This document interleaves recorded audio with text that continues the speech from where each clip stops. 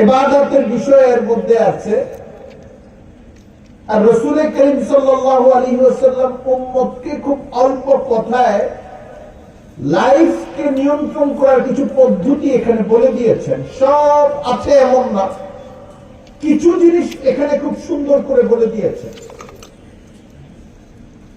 হাদিসের এই বর্ণনার মধ্যে, ছোট্ট বর্ণনার মধ্যে একটা গল্পও আছে। হযরত সাদ ইবনে আবি ওয়াক্কাস কি বলেন? উনি বলেন, একদিন নবী করিম সাল্লাল্লাহু আলাইহি ওয়াসাল্লামের কাছে একজন লোক আসলো। যা রাজুলুন ইলা নবী সাল্লাল্লাহু আলাইহি ওয়াসাল্লাম। তো লোক আসলো মানে কি? নবী করিম সাল্লাল্লাহু আলাইহি ওয়াসাল্লামের কাছে লোক তো আর এই যুগের লোক আসে না, অথবা এখনকার যুগের ইউরোপ আমেরিকার কোন লোক আসে নাই, একজন সাহাবী আসলো। হাদিসের বর্ণনায় এবং আরব সাহিত্যের বর্ণনায় আরবি একটা শব্দ আছে। যারা যাদের একটু শিক্ষা কম ছিল, মানুষের সঙ্গে চলাচল, কথাবার্তা, এগুলোতে নাগরিক সভ্যতায় অতটা অভ্যস্ত হয়ে উঠেননি, তাদের কথা বলার কিছু ডাইরেক্ট ভঙ্গি থাকতো। এই ধরনের একটা শ্রেণী পাওয়া যায় গোটা আরবের মধ্যে, আরবি বলা হয়। আমরা যেরকম বলি গ্রাম্য একজন সরল মানুষ এসে এই কথা বললেন, তার কথা বলার ভঙ্গি একরকম থাকে। এখানে আরবি নাই, কিন্তু রাজুলুন শব্দটা আছে। কিন্তু আপনি পরের বর্ণনা দেখেন, যা রাজুলুন ইলা নবী সাল্লাল্লাহু আলাইহি ওয়াসাল্লাম, একজন ব্যক্তি নবী করিম সাল্লাল্লাহু আলাইহি ওয়াসাল্লামের কাছে আসলেন, এসে বললেন, ফাকাল ইয়া রাসূলুল্লাহ আউসিনি ওয়া আউজিস। হে আল্লাহর রাসূল, আপনি আমাকে কিছু নসিহত করেন, কিছু কিছু আমল বাতলে দিন এবং সংক্ষেপে বলেন। এখানে শব্দ হইল আউসিনি, ওসিয়ত করা আসলে। কিন্তু ওসিয়ত নসিহত শব্দের অর্থ ব্যবহার হয় যেটা জোরালো নসিহত। ওসিয়ত করে তো মানুষ মারা যাওয়ার আগে, কিন্তু যখন হাজের কোন মানুষকে বলা হয় আপনি আমার কিছু ওসিয়ত করেন, মানে ওসিয়তের মতো করে বলেন, ওই রকম নসিহত করেন যেটা ওসিয়তের মতোই দামি। আপনি আমাকে কিছু নসিহত করেন, কিছু টিপস বলে দেন, কিছু পদ্ধতি বলে দেন। আউসিনি ইয়া রাসূলুল্লাহ আউসিনি ওয়া আউজিস। তবে যা বলবেন এটা অনেক বড় না, আমার ব্রেন দুর্বল, সংক্ষেপে বলবেন। আমরা দেখতেছি আমাদের মুরব্বী, সারা বাংলাদেশের মুরব্বী হযরত হাফিজ জি হুজুর দাওয়াত বারাকাতুহু মসজিদে তাশরীফ আনতেছেন। হুজুর বসবেন, আমিও আমার কথা শেষ করে দিব। আমরা আমাদের যত মুরব্বী দেশে বেঁচে আছেন, ময়মনসিংহের বাইরে, ঢাকায়, সকল মুরব্বীর জন্য দোয়া করি আল্লাহ তাআলা আমাদের উপর তাদের ছায়াকে দীর্ঘ করেন এবং তাদের হায়াতের মধ্যে বরকত দান করেন, হায়াতে তওয়িলা দান করেন, মানুষ যেন তাদের কাছ থেকে উপকৃত হতে পারে।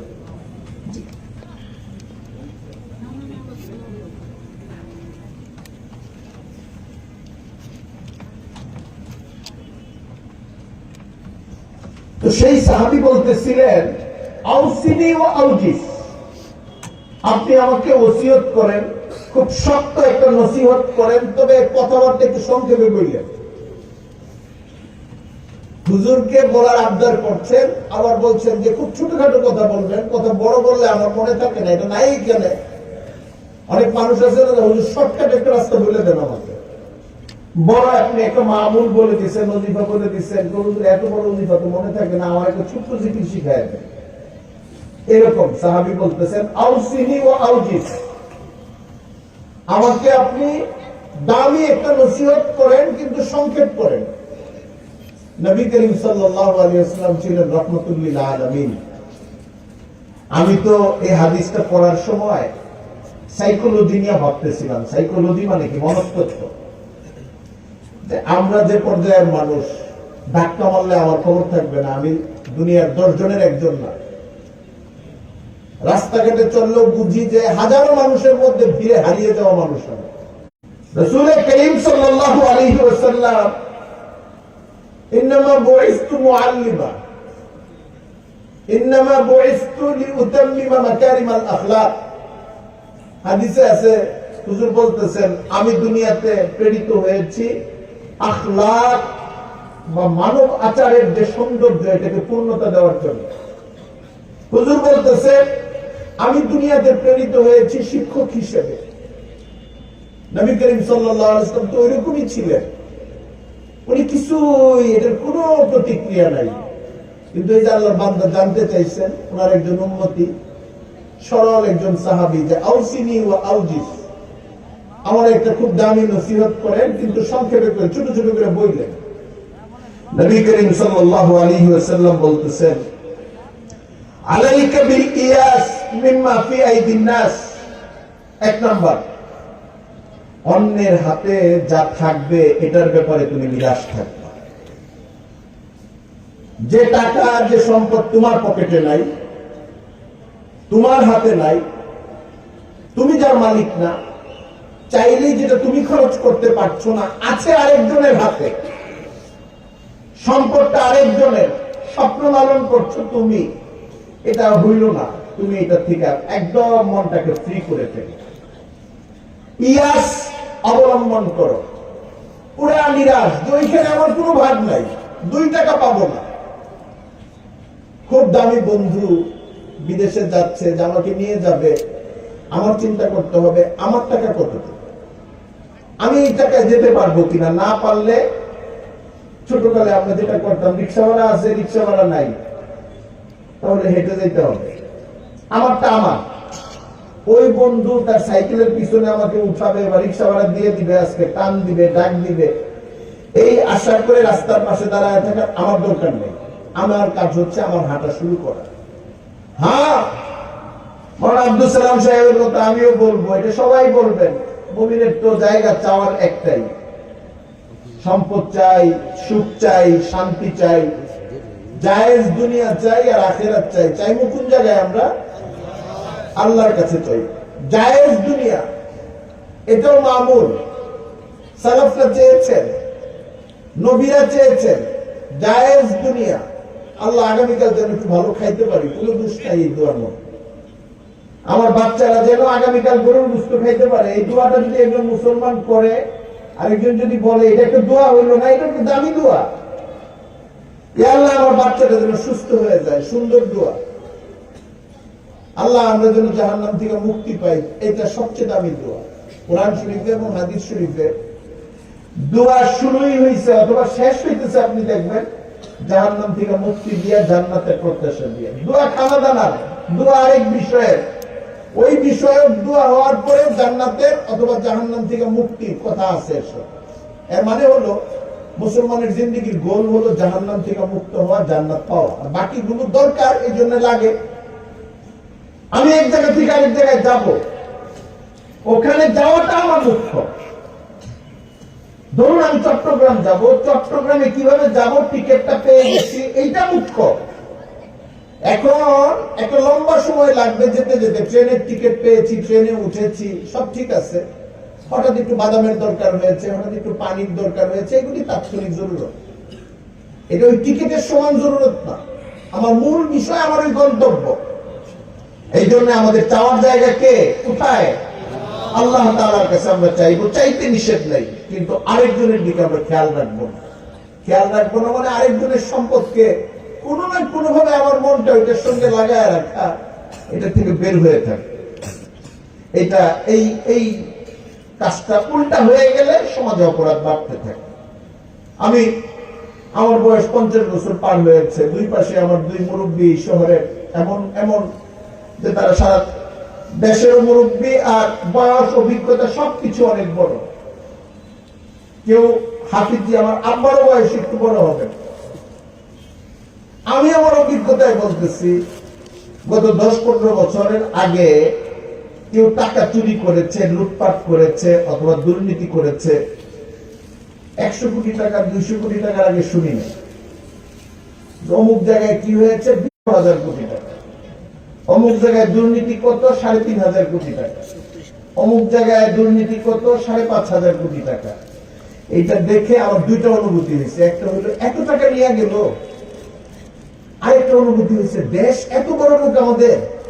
দুইটা কিন্তু বিপরীতমুখী অনুভূতি, যে আমাদের দেশে ব্যাংকে এবং জায়গায় জায়গায় তাহলে এত টাকা আছে যে চোরেরা হাজার হাজার কোটি টাকা নিয়ে যাওয়ার পরেও দেশ চলতেছে, ভেতরে ভেতরে নাকি ফোকলা হয়ে যেতেছে কিন্তু দেশ চলতেছে। আর লেনে ওনারা এত মাহের, আগেও তো যারা শিক্ষিত চোর ছিল তারাও তো চেষ্টা করে চুরি করার চেষ্টা করছে, কিন্তু তাদের যোগ্যতা হাজার কোটি টাকা পর্যন্ত যেতে পারেনি। অনেক যোগ্য চোর। মিম্মা ফি আইদিন নাস, আরেকজনের সম্পদকে নিজের সম্পদ মনে করার সমস্যা এটা। এই জন্য আরেকজনের সম্পদ থেকে পুরোপুরি জেহেনকে মুক্ত রাখে, ওইটা আমার না, ওইদিকে আমার যাওয়া যাবে না, তাকানো যাবে না, খেয়াল করা যাবে না। আমি 2 বেলা খাবো, 2 বেলাই খাবো, এটা এইটুকু আল্লাহ আমাকে দিচ্ছে।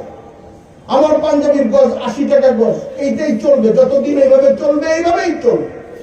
আমার বন্ধু, আমার দোস্ত, আমার সঙ্গী একসঙ্গে পড়বো, তার কাপড় চোপড়ের দাম 1500 টাকা গজ হইতে পারে, হইলে হোক, তারটার সঙ্গে তাকায়, তারটার সঙ্গে মিলায় আমি কষ্ট নিব, আমি থাকবো। আমাকে আল্লাহ যতটুকু হালাল ভাবে দিয়েছেন এইটা নিয়ে। এটা যদি আমাদের প্রত্যেকজন ভাই, প্রত্যেকজন মানুষ, ঘরে যারা থাকবেন, তারাও স্বামীকে সহযোগিতা করেন যে আমাদেরকে আল্লাহ যতটুকু দিচ্ছেন এতটুকু দিয়ে আমরা চলবো, তাহলে পেরেশানি কমে যাবে, হারামের দিকে লিপ্ত হওয়া কমে যাবে এবং হালালের পথে চলাটা সহজ হয়ে যাবে।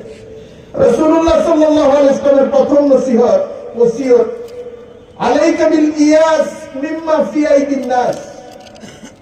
ফি আইদিন নাস মানে তোমার নিজের পকেটে নাই, নিজের সন্দুকে নাই, মানুষের হাতে যে টাকা আছে, যে সম্পদ আছে, এটার ব্যাপারে তুমি নিরাশ থাকো, বিমুখ থাকো, এটার ব্যাপারে তুমি কোন লোভের চিন্তা করবে। 2, হুজুর বলতেছেন এরপরে এটা নিয়ে একটা সম্পূরক কথা, ওয়া ইয়াকা ওয়াত তামাআ ফাইন্নাহুল ফাকরুল হাদির। লোভের ব্যাপারে তুমি খুব সতর্ক হও। লোভ কেন? এরপরে হুজুর যে কারণটা বলছেন, নবী করিম সাল্লাল্লাহু আলাইহি ওয়াসাল্লাম দর্শন শাস্ত্র নিয়ে যদি কেউ লেখাপড়া করেন, রাষ্ট্রবিজ্ঞান নিয়ে লেখাপড়া করেন, সমাজ বিজ্ঞান নিয়ে লেখাপড়া করেন এবং উচ্চতর পড়াশোনা করেন, তিনি এই শব্দটা শুনলে তার কাছে মনে হবে যে এর চেয়ে সুন্দর শব্দ আর কি হইতে পারতো, হাদিসের শব্দ। নবী বলতেছেন তুমি লোভটা মাথা থেকে বের করে ফেলো, লোভ থেকে সতর্ক হও। কেন? ফাইন্নাহুল ফাকরুল হাদির, কারণ লোভ হলো একটা কারেন্ট, উপস্থিত দারিদ্র, এটা একটা নগদ দারিদ্র। একজন মানুষের কাছে 100 কোটি টাকা আছে, সে যদি মনে করে আমার 1000 কোটি টাকা লাগবেই, 900 কোটি টাকার উপরে তার লোভ তৈরি হয়, এটা তার ভেতরে এমন ভাবে তৈরি হয় যেটা লাগবেই তার। মধ্যরাতে, শীতের রাতে ঘুমাইয়া গেলে যদি দেখেন কনকনে শীত, কম্বল নাই, লেপ নাই, ওইটা যেরকম লাগে, যেটা কম্বল লাগবে, কম্বল ছাড়া এখন ঘুমানো যাবে না, চারদিকে হাত পা কাঁপতেছে, ফরজ আলমারি খুঁজতে থাকে, ওয়ার্ডরোব খুঁজতে থাকে, এই বিছনা খুঁজতে থাকে, যে এই আমার বিছনার কম্বল গেল কই, পেরেশান, কারণ কম্বলটা লাগবে। দারিদ্র, লোভ হলো এমন জিনিস, কোন মানুষ যদি মনে করে আমার এই টাকাটা লাগবে, তাহলে তার যে এত আছে এরপরেও তো সে একটা অভাবে পড়ে গেল। যার 1 লাখ টাকা আছে, সে যদি আর 10 লাখ টাকা লোভে থাকে, 9 লাখ টাকা যেন নাই তার কাছে, অথবা তার কাছ থেকে নিয়ে গেছে, এরকম একটা পেরেশানির মধ্যে সে পড়ে যাবে। ময়মনসিংহ শহরের অর্ধেক তাকে দিয়ে দিবেন, সে যদি বাকি অর্ধেকের লোভের মধ্যে থাকে, যেটা আমার পাইতে হবে, তাহলে দেখবেন সবসময় একটা গরিব মানুষ মিসকিনের চেয়ে কষ্ট থাকবে সে, যে বাকি অর্ধেক আমি কবে পাবো, এটা তো পাইতেছি না মনে হয়, এটা তো ছুটে যাচ্ছে। হাতের জিনিস, মানে যার হাতে 10 টাকা আছে, ওইটা হারায় গেলে যে কষ্ট থাকবে, তার চেয়ে বেশি কষ্ট থাকবে ওই লোক যে লোক লোভ লালন করবে। হুজুর এই কথাটা বলছেন, ফাইন্নাহুল ফাকরুল হাদির, এটা হলো একটা উপস্থিত দারিদ্র। তোমার কাছে যত টাকাই থাকুক, যত সম্পদই থাকুক, যত যাই থাকুক, তোমার ভেতরে যদি লোভ থাকে, ওটা নাই হয়ে যাবে ওই সম্পদ। তোমার ভেতরে অন্য আরেকটা জিনিস ধরার জন্য একটা আকাঙ্ক্ষা জন্ম নিবে, যেটা আসলে তুমি ধরতে পারতেছো না।